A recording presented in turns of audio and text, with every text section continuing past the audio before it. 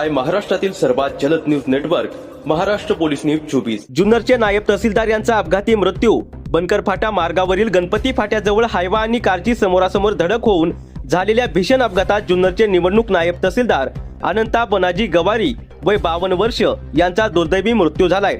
शनिवार दिनांक 25 रोजी दुपारी 2:30 वाजताच्या सुमारास पांगरी माथ्याजवळील वळणावर हा अपघात झालाय।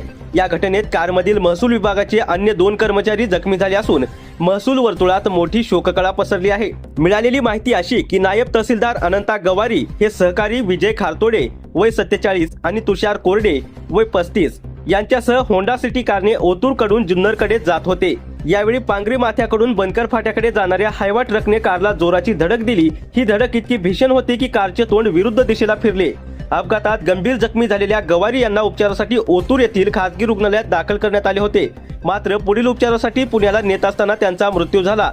अपघातात विजय खारतोडे आणि तुषार कोरडे हे दोघे किरकोळ जखमी झाले आहेत। घटनेची माहिती मिळताच ओतूर पोलीस ठाण्याचे सहाय्यक पोलीस निरीक्षक ज्ञानेश्वर बाजगिरे, किशोर बर्डे, हवालदार गैंगजे आणि महिला हवालदार खोसे यांनी घटनास्थळी धाव घेतली। पोलिसांनी नागरिकांच्या मदतीने जखमींना रुग्णालयात हलवून अपघातग्रस्त वाहने बाजूला केली आणि वाहतूक सुरळीत केली। कर्तव्यदक्ष अधिकाऱ्याचा अपघाती मृत्यू झाल्याने हळहळ व्यक्त होत आहे। महाराष्ट्र पोलीस न्यूज 24 साठी महाराष्ट्र प्रतिनिधी पंकज सरोदे।